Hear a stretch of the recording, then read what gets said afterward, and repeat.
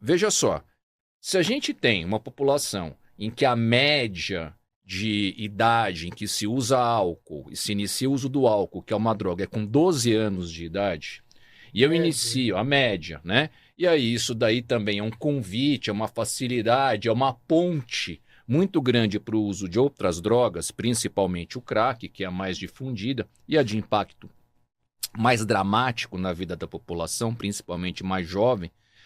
Se eu começo a trabalhar isso hoje com uma criança de 9, 10 anos, daqui a 3, 4, 5 anos, provavelmente eu já terei um impacto positivo. Daqui, se eu começo a trabalhar isso também com as crianças de 12, 13 anos, talvez daqui a 4, 5 anos, quando elas tiverem 16, 17 anos, isso também já seja um impacto positivo em termos de prevenção. Ou então, pelo menos, em termos de minimização da utilização dessas substâncias por parte dos jovens. Então, eu arrisco dizer que um programa sério que começasse hoje, ele teria um impacto muito concreto na vida da sociedade em algo em torno de 4 a 8 anos. 2 eleições. 2 eleições. Nós não estamos falando de algo assim tão a longo prazo. Talvez seja algo de impacto mais curto do que nós imaginamos num primeiro momento. 8 anos para nós, né? Não para você, viu, Hugo? Nem para o Miguel. Não, mas para mim e para o Piperno, né? Que já temos um pouco mais de idade, né? Um pouquinho mais que isso. Um pouquinho mais que isso. 8 anos é algo que passa muito rápido. 2 Copas. Você é hexa, né? Duas Copas do Mundo. Em 2 Copas do Mundo, você já muda o panorama da dependência química se você trabalhar com seriedade. E agora, a questão é trabalhar com seriedade. Eu ia perguntar isso, que é trabalhar com seriedade. Esse é o problema. Então, assim, só pra gente, né, eu não sou muito bom de número não, mas o Fábio me ajuda aqui, o Miguel também, né? Veja só. Essa discussão, essa questão desse novo programa do governo federal, ele veio no bojo do julgamento do Supremo, que a despeito da questão, né, podemos conversar também sobre isso, libera tantas gramas, não, né, em termos assim, se criminaliza ou se não criminaliza, não é só isso, as circunstâncias também podem determinar uma situação de tráfico quando a quantidade é menor do que 40 gramas, enfim, né? Mas no bojo daquela decisão do Supremo veio uma determinação para que o governo federal realizasse algum programa de prevenção. Então isso foi algo imposto pelo Supremo à União Federal. Muito bem. Dito isso, a verba, pelo que eu li, eu tive que até procurar, viu, Hugo? Eu cheguei a duvidar da sua informação. Você me perdoe que na primeira matéria que você escreveu, eu até fui conferir para ver se era isso mesmo. O orçamento desse programa é de 8 milhões e meio de reais. Em termos de administração pública, isso é nada. Dinheiro de pinga. Pinga, literalmente dinheiro de pinga. Só pra gente ter uma pequena ideia, tá? Paulo, se bobear, é o menor que o orçamento da cidade de São Paulo para educação, por menos exemplo. que o Piperno ganha por mês. Mas, É o salário do Depay. Mas eu imagino que isso seja para um programa piloto.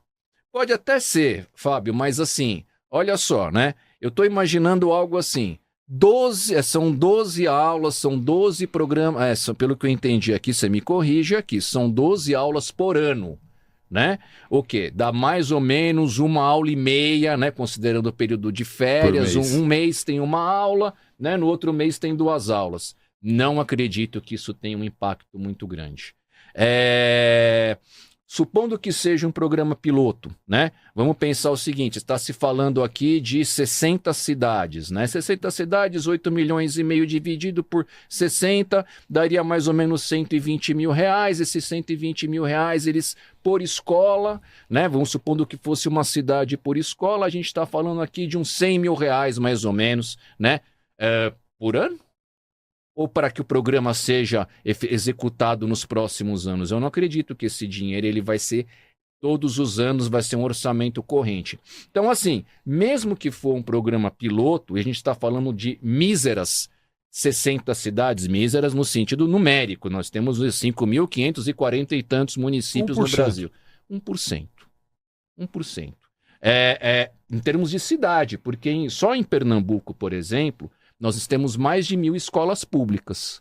e no estado de Pernambuco, que é um dos 15 que vão receber esse programa. Então, na verdade, a gente está falando de um dinheiro de pinga e de uma dose para o santo. Sabe aquela dose para o santo que o cara dá antes de beber, que aquela gotinha que ele joga assim? É nada. Então, quando a gente fala de seriedade, a gente precisa começar a entender o que é realmente ter que colocar a mão na massa. Colocar algo que o valor em termos de recurso é nada, que vai atingir um mínimo do mínimo do mínimo de uma população que vai receber uma aula por mês e no outro mês duas aulas, sabe-se lá em que condições dadas, né? Porque vai ter que haver uma capacitação de professores e assim, né? Professor mal pago, com dificuldade, num ambiente tóxico, como tem sido cada vez mais a escola pública, em que dia sim, dia também o professor sofre agressão física.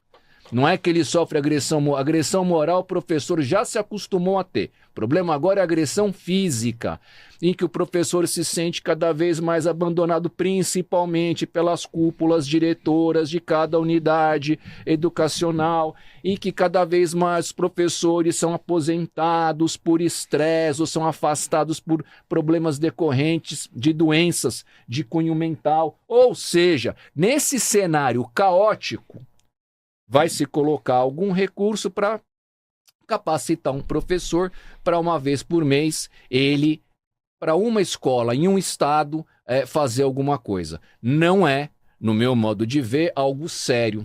Não é nem vontade. Isso daqui, para mim, me lembra, não estou dizendo que é o caso aqui, né? Mas em outras situações, às vezes a gente vê, né? O vídeo do YouTube, o vídeo do Instagram. Então o camarada vai lá um dia, ele chama 30 pessoas da própria secretaria dele ali, do próprio ministério dele, do próprio órgão público dele, vai todo mundo, se veste bem, bate palma, tira foto, fala que agora vai. E nunca vai.